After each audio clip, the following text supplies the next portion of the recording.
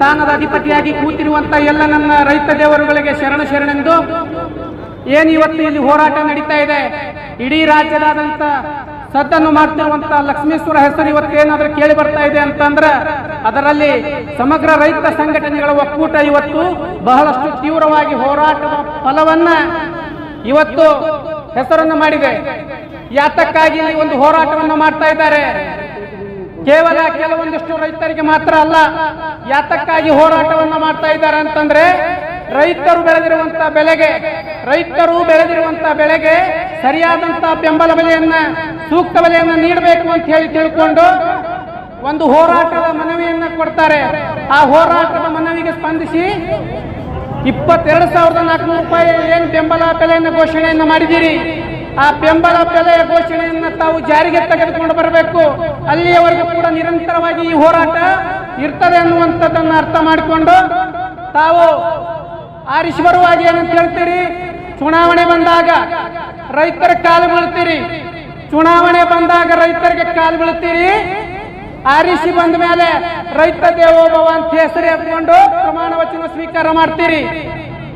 ಆರಿಸಿ ಬಂದ ಮೇಲೆ ರೈತ ದೇವೋಭವ ಅಂತ ಹೇಳಿ ಪ್ರಮಾಣ ವಚನ ಸ್ವೀಕಾರ ಮಾಡ್ತೀರಿ. ರೈತ ಬಂದು ಬೀದಿ ಒಳಗಡೆ ಬಿಸಿಲು ಒಳಗಡೆ ಕೂತ್ಕೊಂಡ್ರ ನೀವು ಮಾತ್ರ ಎಸಿ ರೂಮ್ ಒಳಗಡೆ ಕೂತ್ಕೋತೀರಿ. ನಾಚಿಕೆ ಬರ್ಬೇಕು ನಿಮಗೆ. ಯಾಕೆಂತಂದ್ರ ರೈತ ಯಾತಕ್ಕಾಗಿ ಬೆಂಬಲ ಬೆಲೆಯನ್ನು ಕೇಳ್ತಾ ಇದ್ದಾನೆ ಅಂತಂದ್ರ ರೈತ ತಾನು ಬೆವರು ಹರಿಸಿದ ಬೆವರಿನ ಹನಿಗೆ ಬೆಲೆಯನ್ನು ಕೊಡಬೇಕು ಅಂತೇಳಿ ಹೋರಾಟವನ್ನು ಮಾಡ್ತಾ ಇದ್ದಾನೆ. ಶ್ರೀಗಳು ಮರಣಾಂತಿಕ ಉಪವಾಸವನ್ನು ಹೋರಾಟವನ್ನು ಯಾಕೆ ಮಾಡ್ತಾ ಇದ್ದಾರೆ? ತಮಗಾಗಿ ಅಲ್ಲ, ತಮಗೆ 100 ಕೋಟಿ ಆಸ್ತಿ ಬರಲಿ ಅಂತ ಮರಣಾಂತಿಕ ಉಪವಾಸ ಹೋರಾಟ ಮಾಡ್ತಾ ಇಲ್ಲ. ಅರ್ಥ ಮಾಡ್ಕೊಳ್ಬೇಕು. ಈ ನಾಡಿನೊಳಗಡೆ ಇರ್ತಕ್ಕಂಥ ಎಲ್ಲ ರೈತರಿಗೂ ಕೂಡ ಸರಿಯಾದಂತ ಸೂಕ್ತವಾದಂತ ಬೆಂಬಲ ಬೆಲೆ ಆ ರೈತರಿಗೆ ಮುಟ್ಟಬೇಕು ಎನ್ನುವಂತ ಉದ್ದೇಶವನ್ನು ಇಟ್ಕೊಂಡು ಇಲ್ಲಿ ಬೆಂಬಲ ಬೆಲೆಯನ್ನು ಕೊಡಬೇಕು ಅಂತ ಹೇಳಿ ಒತ್ತಾಯದ ಹೋರಾಟವನ್ನು ಮಾಡ್ತಾ ಇದ್ದಾರೆ. ಅರ್ಥ ಮಾಡ್ಕೊಳ್ಬೇಕಾಗ್ತದೆ. ಇವತ್ತು ನೀವು MLA ಆಗಿರಬಹುದು, ಇವತ್ತು ನೀವು MP ಆಗಿರಬಹುದು, ನೀವು ಡಾಕ್ಟರ್ ಆಗಿರಬಹುದು, ನೀವು ಇಂಜಿನಿಯರ್ ಆಗಿರಬಹುದು. ನೀವೇನಾದ್ರೂ ಒಂದು ತಿಂಗಳ ಪಗಾರ ಒಂದು ದಿನ ಲೇಟ್ ಆದ್ರೆ ಎಷ್ಟು ಒದ್ದಾಡ್ತೀರಿ? ಒಂದು ತಿಂಗಳು ಬರಬೇಕಾದ ಪಗಾರ ಒಂದೇ ಒಂದು ದಿನ ಲೇಟ್ ಆದ್ರೆ ಎಷ್ಟು ಒದ್ದಾಡ್ತೀರಿ? ಹಾಗೆ ಒಂದು ತಿಂಗಳ ಪಗಾರ ನಿಮ್ಗೆ ಲೇಟ್ ಆದ್ರೆ, ಒಂದೇ ತಿಂಗಳ ಪಗಾರ ನಿಮ್ಗೆ ಲೇಟ್ ಆದ್ರೆ ಸ್ಟ್ರೈಕ್ ಮಾಡ್ತೀರಿ, ಹೋರಾಟ ಮಾಡ್ತೀರಿ, ನೀವು ಮಾಡುವಂತ ಕೆಲಸವನ್ನ ಹರ್ಕತ್ ಮಾಡ್ತೀರಿ. ಹಂಗ ನಾವೇನಾದ್ರೂ ರೈತರು ಒಂದು ವರ್ಷದ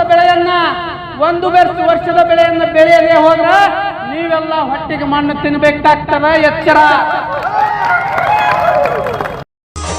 ಏಳೋ ಮೇಲೆ ಇನ್ನು ಬಾಗೋವರೆಗೆ ಬೆನ್ನು ಕೇಳೋ ನ್ಯಾಯ ಇನ್ನು ನೆಲವೇ ನಮಗೆ ಹೊನ್ನು ಬಾಡೋದು ನಾವು ಕೆಲ ಕಾಲ ಹಿಡಿಬೇಡ ಧಣಿಯ ಕೈಕಾಲ ಸುಖದ ಹಳೆಯ ಕನಸು ಮಾಡೋ ಇಂದು ನನಸು ವಿಜಯ